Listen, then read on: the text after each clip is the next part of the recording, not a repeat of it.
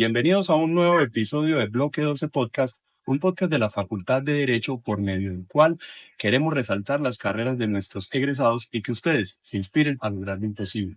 Hoy estamos con Juan Carlos Salazar, un egresado muy querido que se desempeña como secretario general de la ICAO, que es la organización internacional que regula los temas de aviación. Juan Carlos, buenos días, ¿cómo estás? Buenos días, Alirio. ¿Cómo estás? Muchas gracias por invitarme. No, muchas gracias a ti por sacar este tiempo en tu época de receso y darnos este espaciocito para la universidad. Quisiéramos empezar esta conversación y que nos cuentes qué recuerdas de esos años universitarios, de esas épocas que te tocaron y algún factor memorable. Bueno, los recuerdos siempre se agolpan y se reviven cada que vengo a Medellín.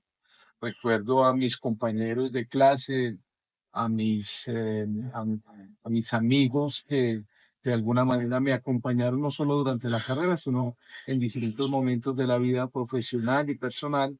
Y como profesores, sí, yo creo que el primer año es el año en que lo marca uno más fuertemente. Recuerdo a profesores como Hernán Valencia, recuerdo a profesores como Luis Fernando Álvarez, recuerdo a profesores más adelante como Jaime Arrubla, bueno, tantos profesores que de alguna manera me abrieron la curiosidad profesional por seguir explorando esta carrera maravillosa que es el derecho. Ahí en esa época universitaria hay una pregunta que nos causaba mucha curiosidad y es, a ti te tocó empezar con una constitución y terminar con otra, pero además de ser parte del movimiento de la séptima papeleta en Antioquia. ¿Eso cómo se vivió cuando estabas en ese momento histórico de esa confección de la constitución del 91? Yo pienso que fue un proceso que nos marcó a muchos porque fue el despertar a la vida política. De alguna manera, eh, como bien mencionas, nosotros veníamos como siendo parte de este aletargamiento político y de participación política que algunos jóvenes le imputábamos a la antigua constitución centenaria y que de alguna manera no reflejaba los nuevos retos, las nuevas realidades. Yo entré a la universidad en el año de 1988. Entonces, pues fueron años muy tumultuosos, ¿no? Eran años donde desafortunadamente la violencia del narcotráfico estaba muy presente en Medellín y, y había mucha, eh, más bien pocos incentivos a participar políticamente, que es algo, yo creo que por natural al ser humano y con natural a quienes estudiamos Claro. derecho, ¿no? Y entonces el proceso que se vivió en los noventas y de la séptima papeleta y de la constituyente, de la nueva constitución del 91, pues fue realmente algo que oxigenó muchísimo el debate político, el debate ideológico, el debate de las ideas y nos movilizó muchísimo. Entonces pienso que nos marcó de allí hacia adelante la curiosidad por hacer algo más que simplemente ejercer la carrera, ¿no? Y ese sentido de que tenemos una enorme responsabilidad social, una enorme responsabilidad política de contribuir, ya que hemos tenido el privilegio de educarnos, ya que hemos tenido el privilegio de participar y de contribuir en diferentes. Súper valiosa esa apreciación. Hoy, digamos que ya entrando en esta segunda parte de lo que preguntas es las personas, te vemos allá en esa organización internacional, viviendo en otro país, ejerciendo pues, tu profesión en idioma inglés. Ciertamente hubo todo un camino para llegar allá, no fue como, ay, no, qué chévere, Juan Carlos, pero venga, tenemos un campito en la ICAO y venir para acá, no, contanos cómo fue ese recorrido, sabemos que estuviste un tiempo en Tampa Cargos, pues, con otro egresado que ya pasó por aquí y te mencionó con mucho cariño, que es Luis Diego Monsalve, y después pasaste un tiempo por la Luz Civil, fuiste asesor internacional y cómo los causa curiosidad cómo fue llegar al mundo del derecho aeronáutico, que es un foco tan especializado.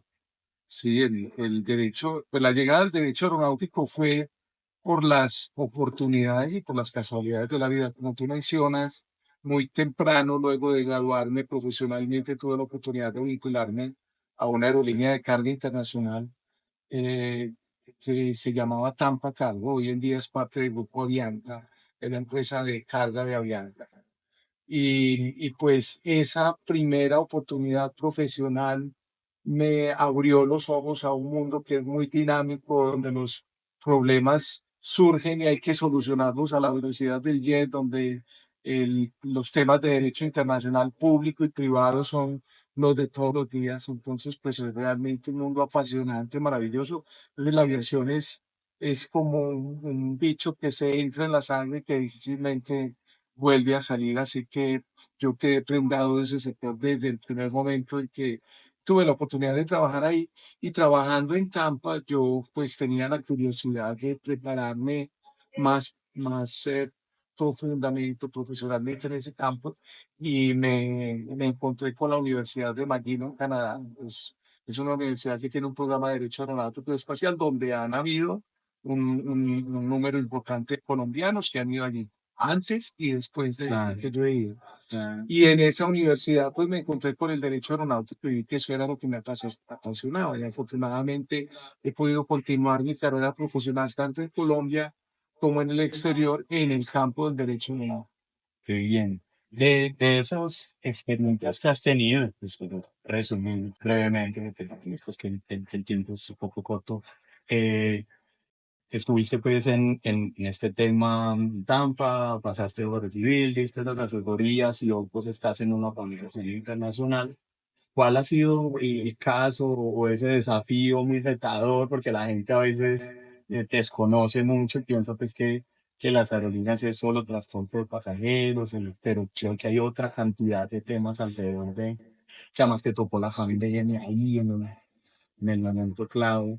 Pues justamente yo creo que la experiencia que más me ha marcado en todos estos años de trasegar profesional ha sido la pandemia, porque en primer lugar estaba cumpliendo un rol de de liderar, de ser el director de la Aeronáutica Civil de Colombia. Entonces, pues fue una oportunidad para vivir muy de frente los efectos que tuvo la pandemia, tanto en las aerolíneas como en los aeropuertos, como en todos los servicios relacionados con la aviación civil, incluyendo la Autoridad de Aviación Civil. Y de alguna manera, para mí fue una oportunidad para aprender lecciones de humildad, porque el sector de aviación civil es un sector pues que ha evolucionado muy rápidamente, en donde la redundancia, pues Claro. todo está planificado, todo está resuelto y uno de alguna manera llega a convencerse de que el sector está ya suficientemente maduro y todos los problemas ya se han anticipado y no puede haber nada que afecte la aviación. Y durante la pandemia aprendimos realmente que este sector todavía no está tan seguro, ni tan establecido, ni tan garantizado como muchos pensábamos. Y eso nos llevó a reflexionar sobre muchas cosas, cosas que hoy en día sigue reflexionando el sector de aviación civil a nivel mundial. En ese cargo tú estuviste pues en una entidad que tiene unos temas pues también públicos, impactan el servicio privado. Sabes que tuviste una experiencia en Harvard. De ahí algunas de las lecciones que aprendiste en esa maestría de políticas públicas las trajiste y ahí dijiste, uy, aquí llegó el momento de aplicar estas enseñanzas o quizás fue una construcción más gradual de otras experiencias que habías acumulado. Yo estoy seguro que la experiencia en Harvard me sirvió sobre todo para el crecimiento personal. Yo creo que en un programa de esos, y me lo decían muchos de los amigos con los que hablé en el proceso de aplicar a esa universidad, en un programa de esos uno aprende tanto de lo que estudia, del contenido de los cursos que puede hacer, como de las personas que se encuentran en un programa de eso. Y en ese programa yo me encontré con un tema que estaba muy en boga en ese momento allá en la escuela que me dio el gobierno, que es el liderazgo adaptativo. Y el liderazgo adaptativo es una modalidad una práctica de liderazgo.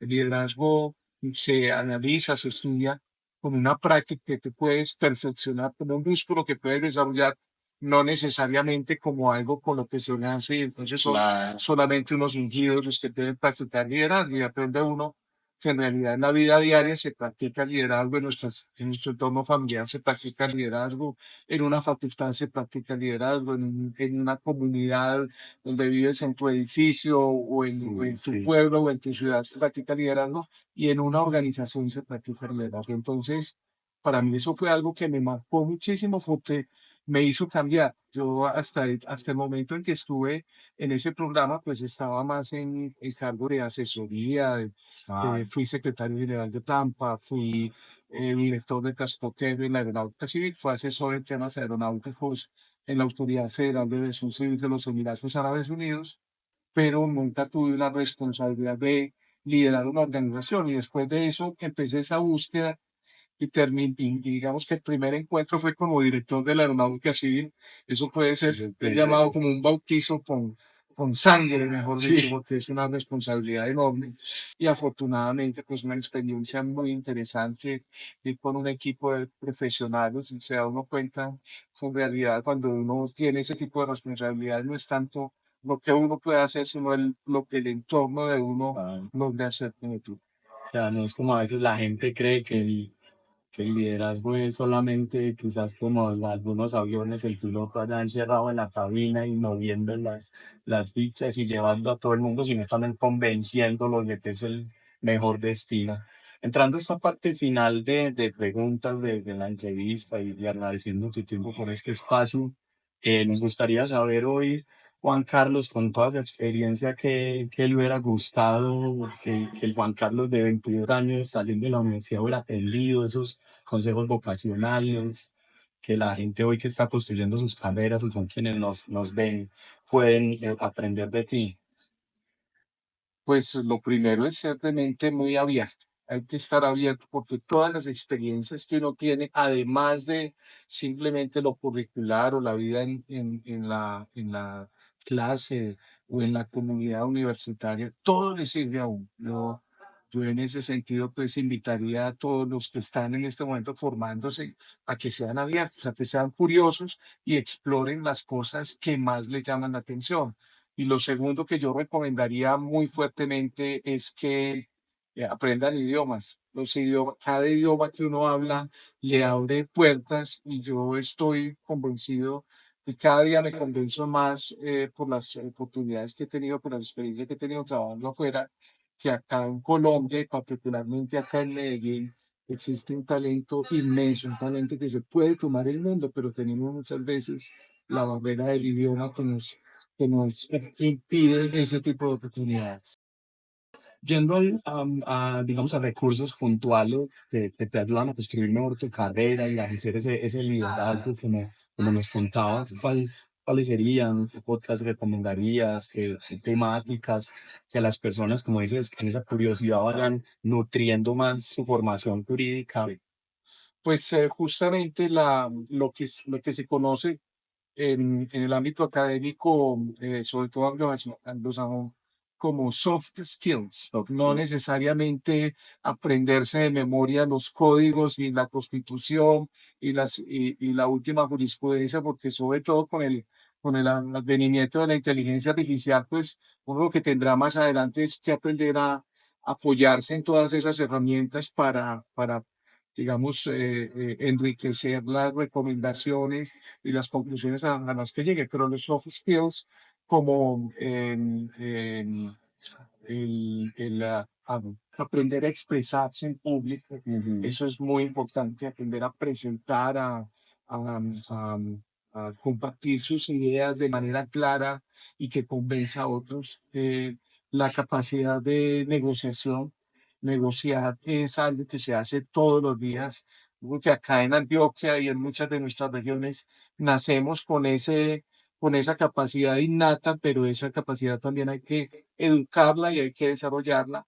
Y lo otro también, el liderazgo, explorar temas de liderazgo. Yo recomiendo mucho que lean, busquen en internet sobre el liderazgo adaptativo, que es algo muy interesante. Y todo esto son cosas que se leen, que se aprendan, que se reflexionan, pero también que se deben practicar todos los días. Ya para terminar y nuevamente agradeciéndote, ¿qué consejo le darías a toda la comunidad ahorita que hoy te ve brillar allá en el firmamento de los abogados en esa gran organización? Primero que todo no estoy brillando, pero pues el consejo que les doy es que persigan sus sueños, no importa lo difícil, lo imposible que parezcan, pues la verdad es que yo nunca tuve como la ambición directa, ni nunca pensé que podía ser. secretario general de un organismo especializado de Naciones Unidas para la aviación civil. Las cosas se fueron dando. Yo creo que en la medida en que uno dé más de lo que esperan de uno en cada cosa que haga en la vida, no importa lo básico, lo simple que parezca en ese momento, esas cosas que uno va haciendo, que van un poco más allá, lo van construyendo a uno y le van abriendo puertas Qué hacia maravilla. adelante. Juan Carlos, muchísimas gracias por este espacio tan maravilloso. A toda la comunidad jurídica les agradecemos por haber presenciado otro episodio de Bloque 12 Podcast. Les recuerdo, hoy estuvimos con Juan Carlos Salazar, quien les habla Alirio Giraldo Aristizábal, y en la producción María Luisa Londoño. Hasta un próximo episodio. Gracias.